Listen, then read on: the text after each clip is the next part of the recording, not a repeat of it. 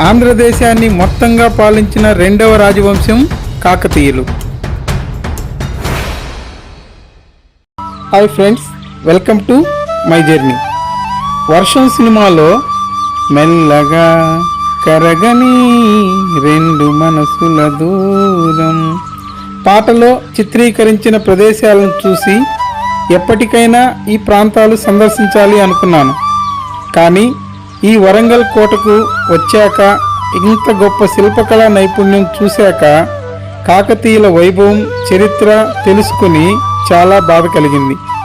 గణపతి దేవుడు ప్రారంభించిన ఓరుగల్లు కోటను రాణి రుద్రమదేవి శత్రు దుర్భేద్యంగా నిర్మించి పూర్తి చేసింది. భారతదేశ చరిత్రలోనే ఎక్కువ కాలం పాలించిన తొలి పాలకురాలుగా రుద్రమదేవి చరిత్ర సృష్టించింది.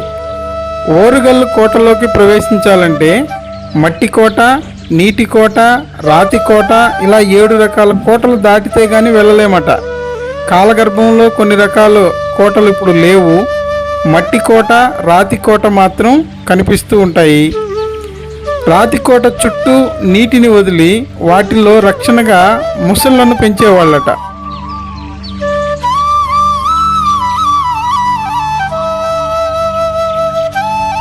ఇంత గొప్ప రక్షణ వ్యవస్థ కలిగి ఉన్నప్పటికీ మొదటి రుద్రదేవుడు 1158వ సంవత్సరంలో స్వతంత్ర కాకతీయ రాజ్యం స్థాపించిన దగ్గర నుండి 1323లో ఢిల్లీ సుల్తాన్ మహమ్మద్ బిన్ తుగ్లక్ రెండవ ప్రతాపరుద్రుని ఓడించి ఓరుగల్లును ధ్వంసం చేసే వరకు వీరి పాలన కేవలం 165 సంవత్సరాలు మాత్రమే.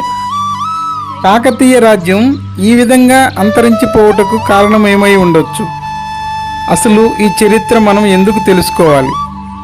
దీని ద్వారా మనం తెలుసుకోవాల్సిన విషయం ఏమిటి? కాకతీయ రాజవంశంలో గొప్ప రాజులు ఉన్నప్పటికీ వారికి మగ సంతానం లేకపోవడం, రాజ్యకాంక్షతో ఢిల్లీ సుల్తాన్లు భారతదేశం అంతా జయించాలి అనుకోవడం, రెండవ ప్రతాపరుద్రుడు గొప్ప రాజైన విలాసాలకు అలవాటు పడి పరిపాలన కుంటుపడడం, శత్రువులను ఎదిరించడంలో రెండవ ప్రతాపరుద్రుడు రాణి రుద్రమదేవి అవలంబించిన విధానాలను అవలంబించకపోవడం ప్రధాన కారణాలు అయి ఉండొచ్చు అనేది నా అభిప్రాయం. రెండవ ప్రతాపరుద్రుడు ఢిల్లీ సుల్తాన్లకు స్వయంగా లొంగిపోయి బందీగా ఢిల్లీకి వెళ్లే దారిలో సోమోద్భవ నదిలో దూకి ఆత్మహత్య చేసుకోవడంతో కాకతీయ రాజ్యం అంతరించింది. ఈ చరిత్రను తెలుసుకోవడం వలన మన పూర్వీకుల గొప్పదనం తెలుసుకోవచ్చు. వారికి ఎదురైన సమస్యల నుండి ఎలా సమర్థవంతంగా ఎదుర్కొన్నారో నేర్చుకోవచ్చు. వాళ్ళు విఫలం అయిన కారణాలను తెలుసుకోవడం వల్ల మనం వాటిని అధిగమించే ప్రయత్నం చేయవచ్చు. ఇంతటి గొప్ప చరిత్రని తరగతి గదిలో సులభంగా అర్థమయ్యేలా బోధిస్తున్న సాంఘిక శాస్త్ర ఉపాధ్యాయులకు పాదాభివందనం.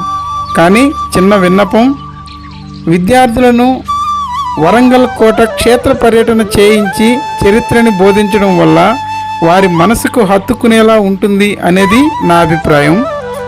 మళ్ళీ మరొక మంచి ప్రదేశంలో కలుద్దాం. Thank you.